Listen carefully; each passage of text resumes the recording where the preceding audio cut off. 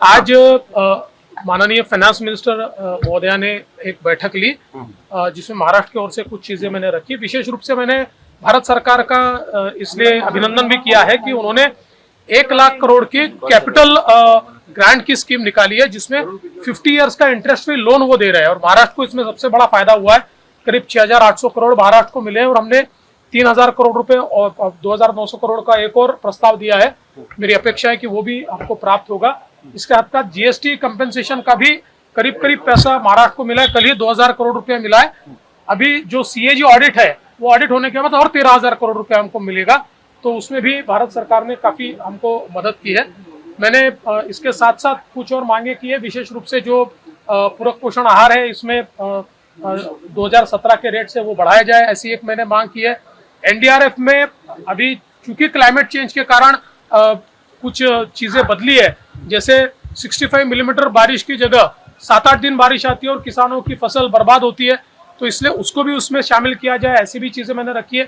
एक चीज और मैंने रखी कि लॉजिस्टिक्स के लिए केंद्र सरकार विशेष रूप से मदद करे।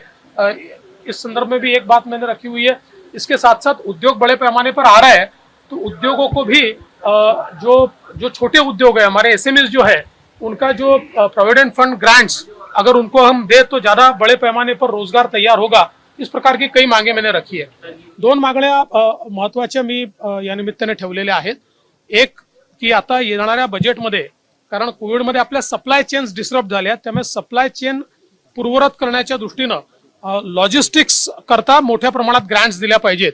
आणि दुसरं आता मोठ्या प्रमाणात गुंतवणूक येते आणि एसएमईजला जर आपण त्या गुंतवणुकी करता त्यांचे जे काही प्रॉव्हिडंट फंड वगैरे याची ग्रँट दिली तरी गुंतवणूक अधिक प्रमाणात वाढेल आणि रोजगारही वाढेल, अशा 2 सूचना देखील मी केल्या। सर, मुख्यमंत्री उद्या गुवाहाटीला जात आहेत, नवीन सरकार तुमचं स्थापन झालं, सगळे आमदार देखील जात आहेत।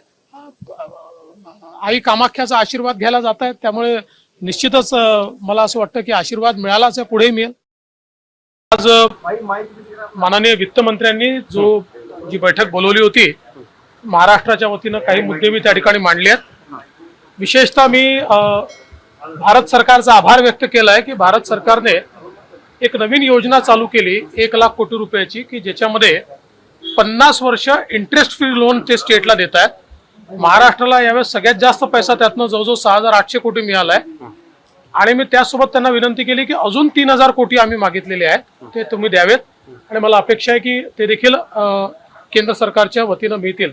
त्याशिवाय मी त्यांना एक अजून विनंती अशी केली आहे की जे मोठे इन्फ्रास्ट्रक्चर प्रोजेक्ट्स आहेत याच्याकरता जे लँड ॲक्विजिशन करावं लागतं त्याला कुठली बँक लोन देत नाही आणि म्हणून त्याकरता एक भारत सरकारने स्कीम तयार करावी की जर त्याला लोन मिळालं तर ते वायबल प्रोजेक्ट असतात, त्यामुळे ते लोन परत करणं सोपं जातं आणि म्हणून त्याही संदर्भात मी त्यांना मागणी केलेली आहे। दुसरं, जीएसटीच्या संदर्भात कालच 2,000 कोटी आपल्याला रिलीज केले आहेत आणि आता आपले सगळे ड्यूज रिलीज झाले आहेत। केवळ आता सीएजीनी जे ऑडिट करायचं आहे त्या ऑडिटचे पैसे बाकी आहेत, ते जवळजवळ 12-13,000 कोटी असतील। ते ऑडिट झाल्याबरोबर ते देखील आपल्याला मिळतील, तर त्याच्यामुळे त्याही संदर्भात मी त्यांचे आभार मानले की कालच त्यांनी आपल्याला पैसे त्या ठिकाणी दिलेले आहेत।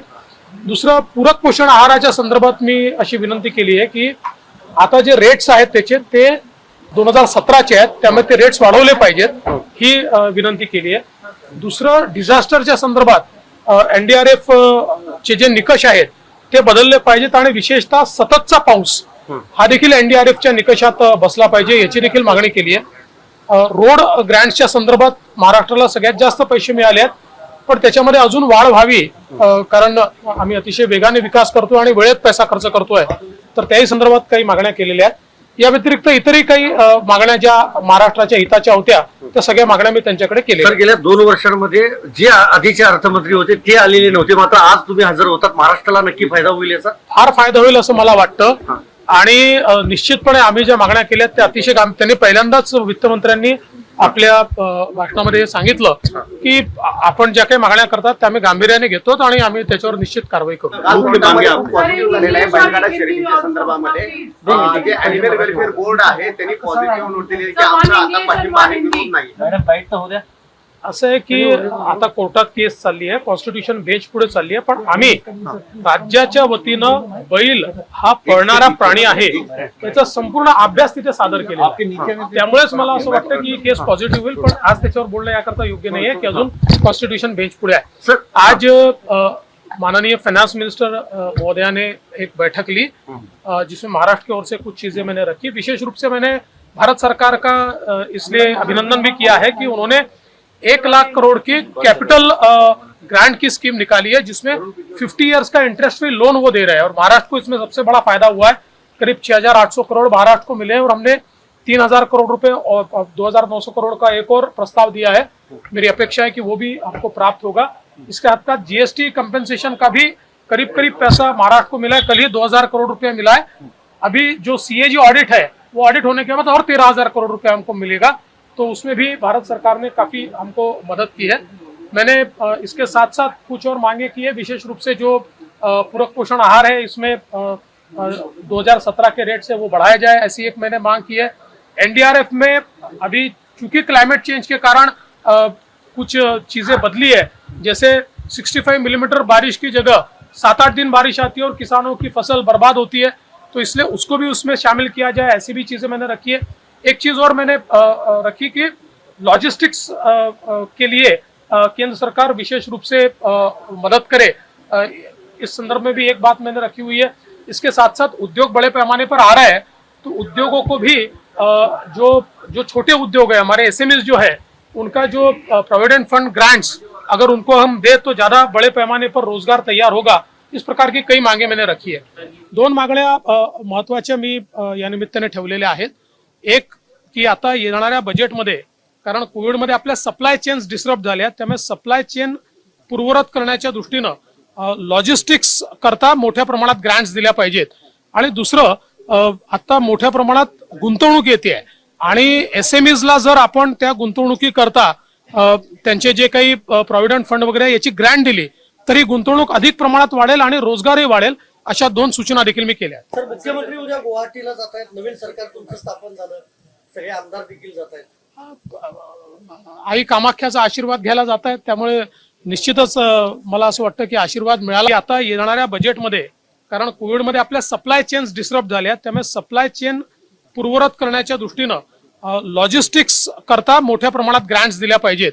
आणि दुसरं आता मोठ्या प्रमाणात गुंतवणूक येते आणि एसएमईजला जर आपण त्या गुंतवणुकी करता त्यांचे जे काही प्रॉव्हिडंट फंड वगैरे याची ग्रँट दिली तरी गुंतवणूक अधिक प्रमाणात वाढेल आणि रोजगारही वाढेल, अशा 2 सूचना देखील मी केल्या. सर, मुख्यमंत्री उद्या गुवाहाटीला जात आहेत, नवीन सरकार तुमचं स्थापन झालं, सगळे आमदार देखील जात आहेत.